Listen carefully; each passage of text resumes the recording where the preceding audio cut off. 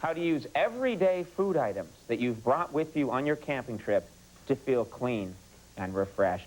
Please welcome the author of Joey Green's Encyclopedia, Mr. Joey Green. Joey, thank you for being here. Nice to have you. Now, so as I understand the concept, someone goes camping, they don't want to bring a lot of stuff with them. Exactly. This is a way to use food items, stuff that you have to bring anyway. Things that you've got with you. To clean up and feel good and make good use out of them. Is that right? To use the products in ways they weren't originally intended. For instance, if you're going camping and you bring your valuables along with you, it's always a problem to store your valuables. Well, the solution is a Wilson tennis ball. You just take the tennis ball like I've got here, slice it along the seam, slice it open, and then you can store your valuables inside. Just be sure you don't play tennis with this ball. If you don't play tennis... Isn't the tennis ball much bigger and bulkier than bringing just the pearls along? Well, this way a thief won't know that you've got it hidden in the balls. Oh, I see. Oh, so you hide it in here, and what else can you hide it in?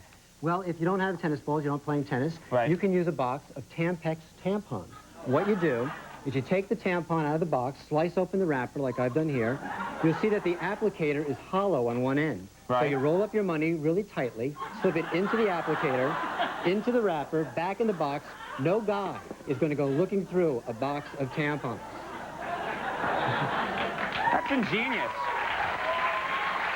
All right. Now, but at the same time, you don't want your wife to make change in that situation. My wife's got it. Get it out, honey. All right. There's a way for her to hide the mad money as well.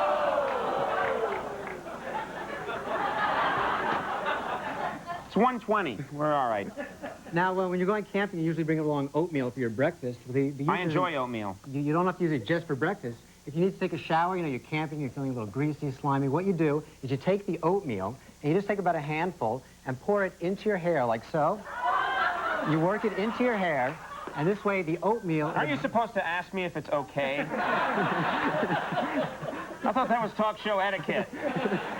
What you do is you leave it in your hair, you work it in, and then you comb it out, and the oatmeal absorbs the oils in your hair. Pink, pretty comb. Now, what is the idea here? The oatmeal flakes... It absorbs the oil. Really do absorb the oil. Really do, and it's a dry shampoo. Sensual. All right, so I got that. I've just combed through all the oatmeal. Great. Now, if you've got a problem with bees when you're camping, that's usually a problem. The solution to the bee problem...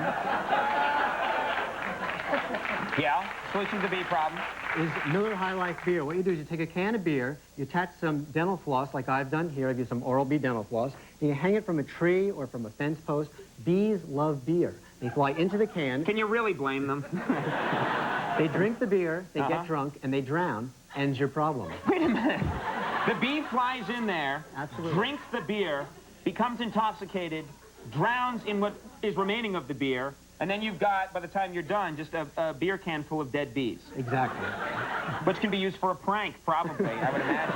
Just be careful. And now, you've heard that you can shampoo your hair with beer. Everyone's heard that. And you definitely can shampoo your hair with beer. Yes, gives a great body. Imagine. You can also mousse your hair with beer. Once you've had that dry shampoo, what you do is you take some Miller beer and just pour it into your hair. Comb that through. In fact, if you got a blow dryer, it'll make your hair stand up on end. Didn't we have a talk about 2 minutes ago? What is the beer doing right now besides causing a short on my microphone? I'm getting a very erotic sensation right now. What is it doing right now? It's mousse. It works exactly like mousse or hair gel or hairspray. Right. It really mousses your hair. You can feel how it stays right in place there. Right. Okay. Another thing when you're camping, once you've got your hair all in place...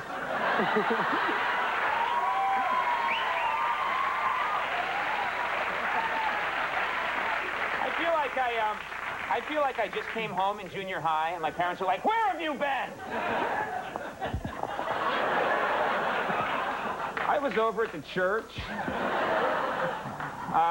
Now, once you're all, groomed and ready for a little camping activity, you're probably missing, you're ready for a good night out. You're probably missing your lava lamp. You're in your tent. You don't have your lava lamp. Well, you can make a poor man's Who brings a lava lamp up camping with them? That's my point. All right. So you want your lava lamp. Well, you can make one, a poor man's lava lamp, using Canada Dry club soda and some sun-made raisins. What you do is you take the club soda, and you pour it into a tall drinking glass, just like I'm doing here. Okay. And then you take some sun-made raisins and just drop them into the glass.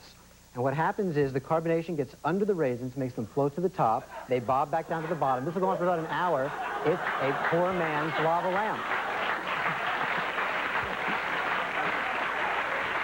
All I would think you'd have to be on a serious drug to find that amusing. Or a long weekend. Rations keep moving, man. All right. Now, if you get a cold when you're camping, you probably brought along some mustard, you know, for your camping food. If you get a cold, you don't have any Vicks Vapor Rub for your chest. Right. What you do is you take Goulden's mustard, and you just put it on your shirt. You don't put it on the shirt, you put it on your chest, don't you? Well, you know, the shirt it's an old Greek method, and it works as a plaster. So this way it holds the mustard in place. Okay. And it really will prevent a chest cold, you know, and the symptoms of a chest cold. What do you mean, the aroma of the mustard? It clears out your lungs, clears out your chest passages, and also, you know, just feel like Vicks Vapor Rub. It works exactly the same way. Right. So if you follow all these remedies, pretty much you turn into a freak. Because if you're... you're not ready to rejoin society after you've been camping. No, all these things... My trip's over, everybody! No, all these things... Look at my lava lamp! All these things actually work. They really do work. Okay. I think we have... we're just about out of time. Why don't you tell us what's with the trash bags? Well, you're camping. The one thing we all want when we're camping is a nice, warm shower. Always hard to get. Right. We were talking about the shampoo. The way to get a shower is with Glad trash bags. What you do is you take a trash bag, fill it with water, then you tie it to a rope and hang it from a tree. And you let it sit out for about 2 or 3 hours. What happens is the sun heats up the trash bag, heats up the water. It actually makes the water warm and comfortable. Exactly. Then you take a pair of scissors or your camping knife, cut open the bag like so, and you've got a nice camping shower. Okay. All right, and so... We'll put a little more water than that. Yeah. So pretty much that's a way to stay nice and clean. Absolutely. Using a trash bag. All right, well, I think in 5 years, you're the guest that I hate the most. But